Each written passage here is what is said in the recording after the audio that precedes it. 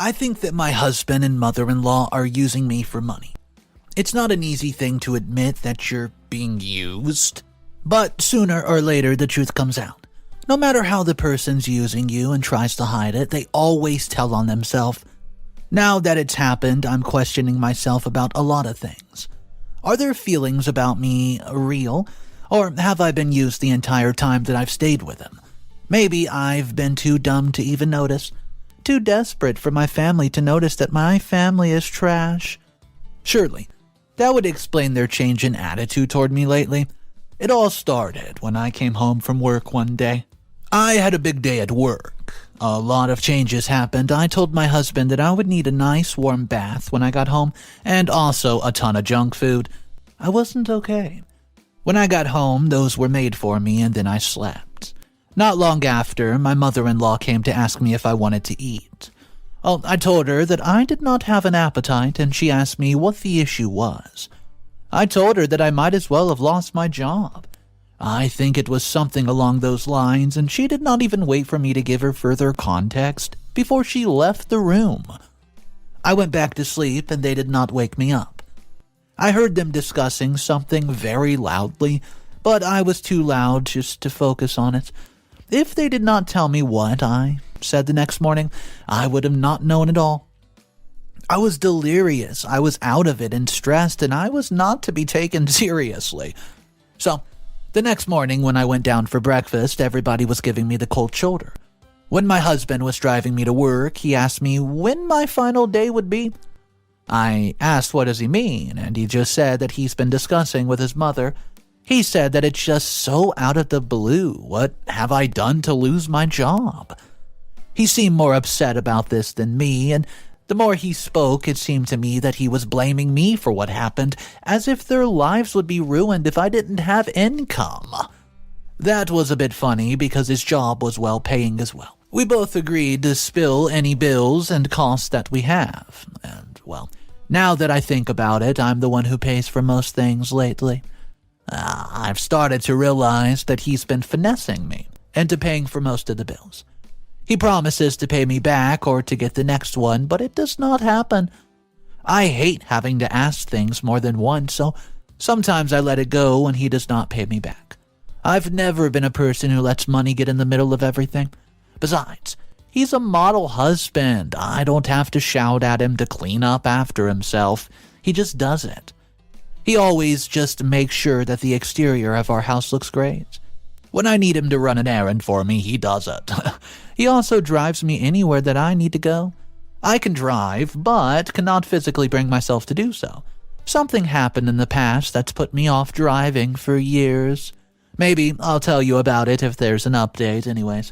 I decided that I would not tell him that I've been joking. When I said that I might as well have lost my job, I meant that there were some changes in the way that we were going to do at work. Without warning, there was a new owner, and he wanted to change all of the systems out. He also wanted to reallocate the budget, and nobody would lose their job, but there would be change in the money that each department got. That's what I meant when I said that it felt like I lost my job and started a whole new one in just a single day. I did not mean I was jobless, and I did not get why he was sour about it. I needed to figure out what his true feelings were. If there came a day that I would be unable to work, how would he treat me? So I decided to extend the lie for a few more days. I regret marrying him in just a week. I've never seen this side of him. Wow, I'm speechless. The changes happened so fast that I could not believe my eyes. When I got home, his mother was angry and barely speaking to me. She asked me if I'd started looking for another job already. I said that I could probably get another job, but I was thinking of being a stay-at-home mom since my husband worked. I also added that maybe we could start a family if I stopped working. She then asked me who would pay for the bills. I told her that her son had a great job, and I did not think that he would mind. She told me good luck with that, it would be a bad idea, and for the rest of the day she was rude and dismissive towards me. She's never treated me like that, but I allowed it, because I wanted to see how far she would take it. Suddenly, she was not doing things for me anymore, Instead, she was ordering me around and shouting at me. Her son just stood there and let it happen. When he did say something, it was to also add to my work and shout at me. He told me that my working anymore is going to impact our lifestyle and I'm being lazy and I have to reconsider. I told him that I'm tired. I just want to rest. Besides, I had savings anyways. He then asked me if I had savings and why I did not tell him about that. He told me that I had to give my money to him since he was going to be paying all the bills. I said, you know what, you're crazy, since he could be the only one who handled our finances since when? I reminded him that he owed me money because he never wanted to contribute to our holidays and other big stuff. I did not get it because he was having a very well-paying job in finance and he gets angry when I tell him that I have money. And from then on, he starts to treat me like a stranger and not his wife. His mom was just the same. How dare they be angry at me about my own money? I was seeing a new side of them, and it did not look pretty. This broke my heart because they are all that I really have. I've been an orphan since I was 18 years of age. I never had any siblings or extended family. When I tried to contact my distant relatives, they turned me away because they did not want an extra mouth to feed. At least my parents left me a trust fund, which I used to put myself through school. I was depressed for many years because I had no one to come home to. And then I met him. I was not expecting anything from him. Relationships have always ended badly in the past, and I was already over them. But he stuck around no matter how hard I tried to get rid of him. He starts to help me out by running errands for me, taking me out on dates, and also taking care of me. He courted me properly and spent a lot of money doing so. I was shocked because in the past I was the one caring for others. Soon I met his mom, who was a lovely person, and you know what? She adored me. We married within a few years, and that's when the changes started. It's mainly the money that changed a lot, and I've never minded spending money on them at all. They are the only family that I even have. I've not had anybody spend money on in years. However, I've started to notice that they're becoming very, very entitled when it comes to my money. Why is it that if there's even a tiny expense, they look at my purse? Now they believe that I'm losing my job and started to treat me like trash. Was this all just an act? Did they ever love me? What's up, everybody? Mr. Reddito here, and there you have it. In a world where money talks, it seems OP's cash was the only thing keeping the conversation going. Now, that's what I call a change in relationship. Stay tuned to see if love or money wins the day, or if it turns out that in this family, the real currency is drama. Update number 1. Hey, it's me again. I wish I had good news to tell you, but it only gets grim from here. What started as a joke became something really serious, and I wanted to tell them that it was all just a joke. My mother-in-law had misunderstood me, but they started to show me their true colors, and I was strangely intrigued. I could not look away from the disaster that was becoming of my family. It hurt like hell, the way that our family crumbled all because of a joke. It was like a social experiment with the worst outcomes ever. Then there was the last test. The one that I was sure that he would at least pass. Maybe I had hoped that this would all be fixed and he would get back to normal. Maybe he was just treating me like this because he's stressed. He loved me. He was the one who cared about me when I had nobody left. He had to get back to being the Jay that I knew. So I administered the very last test. I snapped at him one day when he started complaining about me not working. I then asked him if he married me just for money. If that was the case, then he was more than free to divorce me. I kept quiet for far too long, but I was not a fan of the way that he and his mother treated me. He told me that if I want to leave, I could leave. Where would I go? We were living in his family house. I had no home. When he made that threat, I decided to take him up on it. I told him that I was done being treated like the only value that I had was my money. We could divorce if that was the case. He was cold when he told me that it was the best idea, and He felt that if he did not even know me anymore. Excuse me, but you know what? I felt the same about him. He switched up on me the first sign of trouble. What did you make of that? Somebody who loved me or somebody who loved what I could do for him. So all because of a joke, I packed my crap, found a place to stay, and filed for divorce. On the day that he returned to sign the papers to me, my boss let me know that if I had just been retained by the company and I had also been given a raise. The reason he told me was that my progress report for the last 6 months was outstanding, and I'm being an efficient employee, so they decided to give me a raise and retain me, of course. I took that as a sign that having him in my life was only hindering my progress. As soon as I moved from his house, suddenly the budget allocated to my department increased, and I got a promotion. I guess my joking about losing my job was the best thing I could have ever done. That's what my only friend Anya told me. She tells me that while it hurts a little bit now, it's the best decision. I don't really know who he is. Maybe it's best for me to leave. Update number 2. Oh my, was my best friend right? I had no idea who he even was. The person that he really is and the person that I married is a world apart. You would think that the real one's been switched out by a clone. I've just had a terrifying experience with someone because of him. Right now, I'm riding to give my statement to the police. I'm shaken. I'm shocked. What the hell has this man gotten himself into? It's less than a month since we got divorced and we signed a prenup, so there's no sharing of assets. We have no kids together, so there's no custody battle. Our divorce was quick. Our divorce was painless, it seemed, for him. Well, he showed no emotion at all during the proceedings, and I, on the other hand, was dying on the inside. I could not believe that I'd lost him just like that. This was the person who convinced me to get into a car at night when I could not. This was the person who had filled the gap that my parents left. Where had he gone? Was it a facade, a mask? Now, somebody's just approached me when I left work and they threatened me. He told me to tell my husband that time's ticking. He said that the next time he made a visit, he would not be so nice. He said that he knew where I worked, so he did not want to visit me again.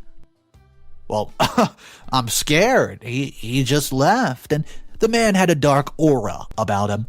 If he wanted to, he could have hurt me. There's no doubt about it. How the hell did Jay get involved with such sketchy people? I really don't want to know. All I know is that I'm not going to get involved in this mess.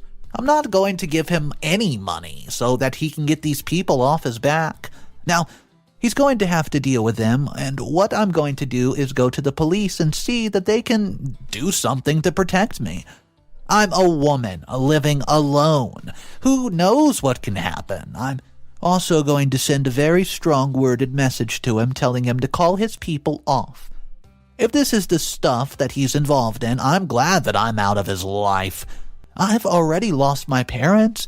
I blame myself enough for that, and I can't be a widow. Well, I might as well tell you what happened to my parents.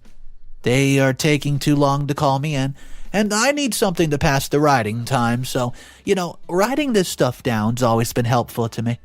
Once my thoughts are written down, they don't seem so chaotic.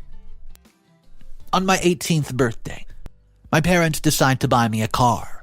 I just gotten my license and was very excited about having my own vehicle. That night, I asked them if they wanted to go for a drive with me. I just had an itching. I wanted to test out the car, and I just knew I could get some fresh air, too. I only asked my father first because I knew he liked late-night drives. My mom, she did not want to be left alone, so she also wanted to experience my first time driving a car. So off we went into the night. And then a drunk driver came out of nowhere and crashed into my car. My daddy passed away instantly, while Mom and I, we were in critical condition. The both of us were in comas, and she woke up first, but I was told that I could have suffered brain damage and I might not survive. They told her that she might have to pull the plug on me. Alone, she buried her husband in hope that I would recover, and then she starts to get worse. See, she had an infection that would just not go away. They tried everything. They tried to fight it, but she was not responding to any of the medication. I guess you could say there was a miracle then I woke up. I was just not the same as before, though, as I would come to find out in the years to come. We spent one day together, and then my mom passed. I was devastated by my father's death already, and I blamed myself. I should have never insisted that we go on that damn drive, but now he's no more. Her death, it shattered me even more, but from that day on I promised myself that I would not drive. Many people over the years have tried to get me into the vehicle. It was just led to me shutting down due to some severe PTSD. So, for my whole life, I've had to take cabs or have a friend drive me. I can't drive myself even to the mall. Just sitting in the driver's seat brings back all these vivid memories, and it took a very long time to stop blaming myself for what I've done. I could not even blame the drunk driver because he died behind the wheel. There was only me to blame and the choice that I made that night. It took me a while to get over it. Jay was a big part of all that. That's what made me fall for the dude. The fact that he did not give up on me. He filled that empty hole that I had nothing in it there for years, and with him I found family and the true meaning of love again. And then it was snatched. He only wanted to protect me, but now I'm in danger because of him. This makes me want to curl up in a ball and just cry. Alas, I can't. I'm no longer a child. I'm a grown woman who's made choices, and now I will live with it. I'm, however, not going to go down for choices that he's made without my knowledge. That is on him. Update number 3. Hey guys, it's me. Literally, the only people that I can talk to about this is y'all.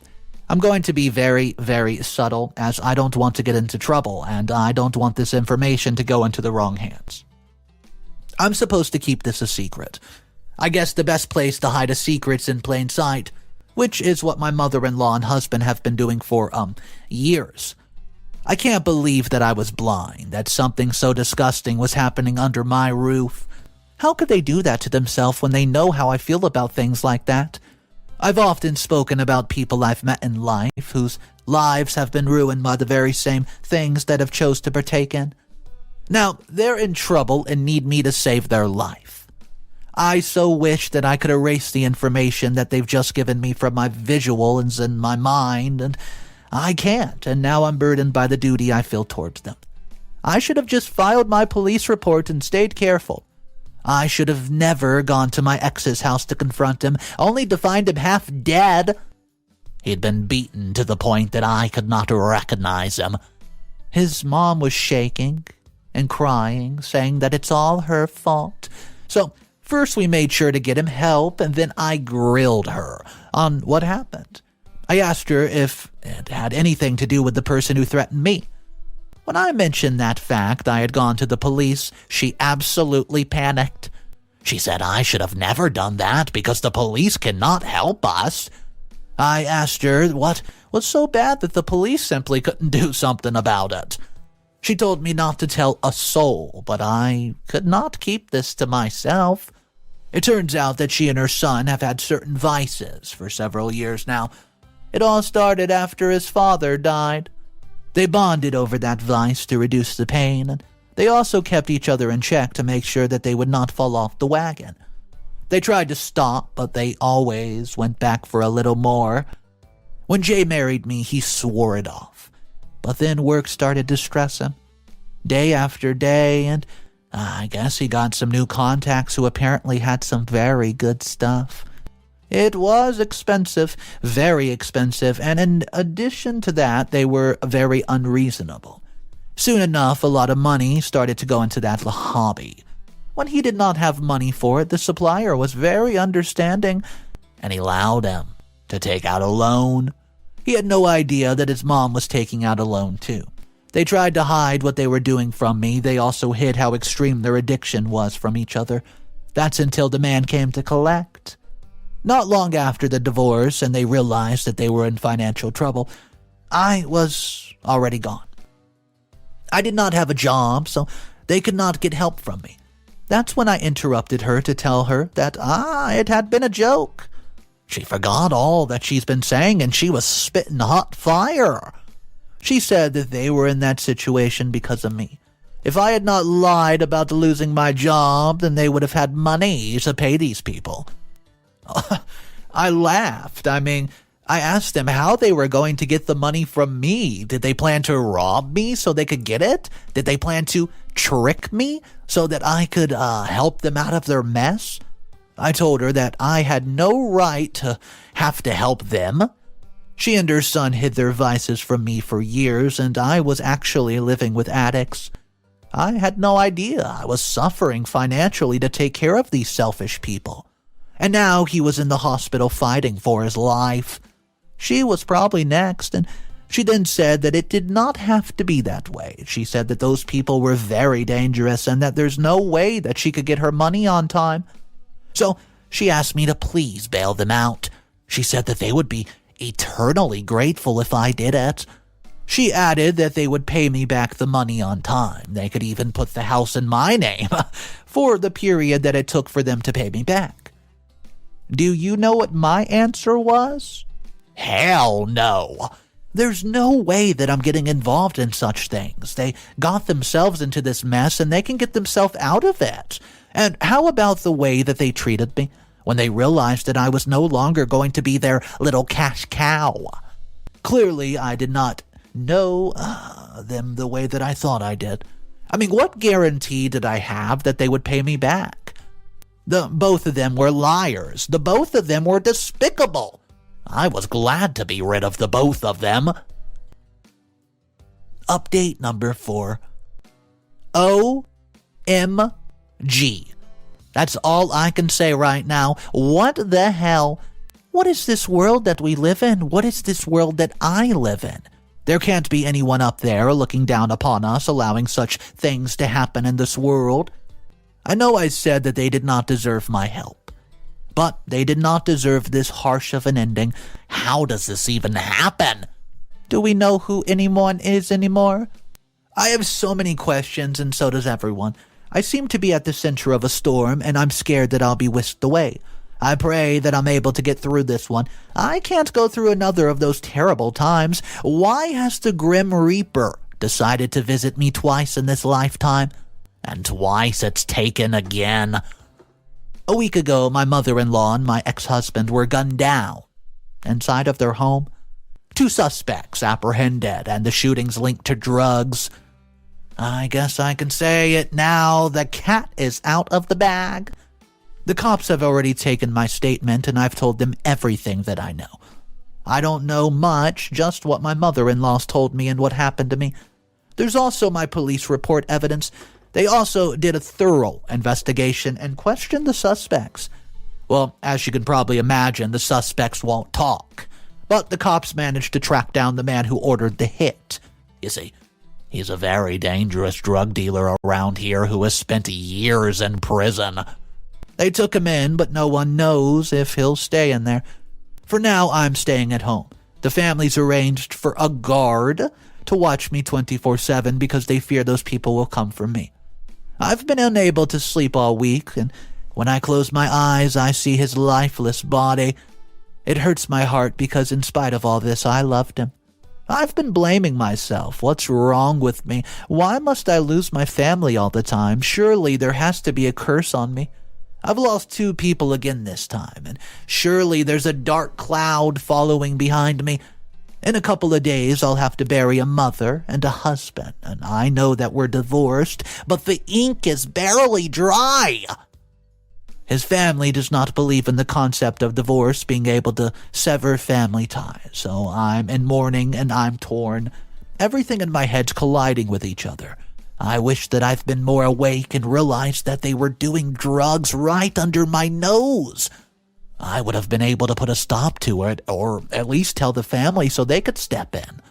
Instead, I was too focused on work to notice that the people I was living with were using. With my mom and dad, I couldn't save them. Their death was the fault of a drunk driver, but with Jay and his mom, it was a slow death that was happening right in front of me, and I did nothing. Now I have to bury them. I cannot be strong any longer. I'm struggling. Surely hell is on earth. Update number 5. Final update of the story. Hey guys, it's been a while, and finally I'm ready to talk about stuff to put an end to the chapter of my life. Well, after what happened, I shut down for many months. I quit my job, I just stayed inside. I was, the sole inheritor of Jay and his mother's house, but I didn't want it. So I rented it out to some people. I stayed in my apartment for weeks doing the bare minimum. I watched a lot of TV, devoured series, movies, and I ate a lot. I gained weight, I just wallowed in depression and saw no end to my misery. The man who ordered a hit on them, guess what? He didn't get charged for it. But he did get shot a few days after he got out of jail. The official report was that it was a rival member that wanted to take his territory. That brought a little bit of relief, and with him out, nobody would look for me and bother me. I think back to the night I wrote the post and how overwhelmed I was. I couldn't even stand when they were lowering them into the ground. There was nothing left in me, and I felt hollow like I've never felt before. I didn't think that pain would ever leave me. Yes, guys, so that was a dark period of my life, but slowly I got myself out of it. Gradually, I start to clean the house, go out for some fresh air or talk to people that I've been ghosting. I decide to attend therapy, and it's been a year now since what happened. I can say that I'm fine. I feel so much better than I did a year ago. I don't blame myself for what happened. They made their choices, and those were what happened. So, I end up selling the house, and I could not stay in it for 2 minutes without seeing the horrific scene. With money, I left the town. I've been traveling the country for a bit. I'm now working remotely for several clients, and I get to travel and see places I never knew existed. And I bought a car, finally, and have been driving it very well.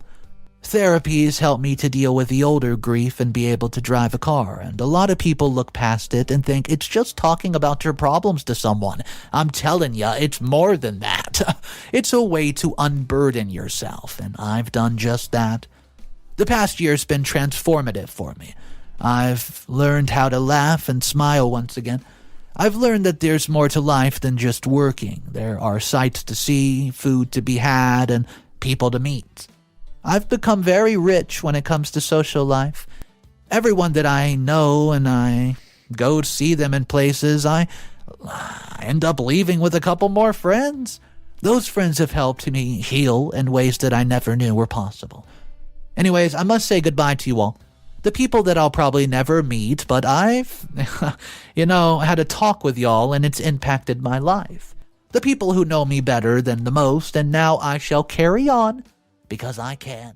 So this story took one of the wildest turns I've ever seen. First, it went from OP, her significant other, and OP's significant other's mom was basically just using and abusing OP for her money, but then it turned into a full-fledged addiction. And also, there was murders involved in today's stories. I want to know what you guys thought about it. I'm just happy that OP was able to separate herself from this lifestyle before she got caught up in it herself, deeper than she actually was. Guys, I want to know your thoughts about it. My name's Mr. Reddito. I narrate stories like this every single day. So, if you do enjoy these sort of animated stories, consider subscribing, guys. Thank you once again. Have a great day. I'll see you tomorrow. And of course, remember, it's cool to be kind. Peace.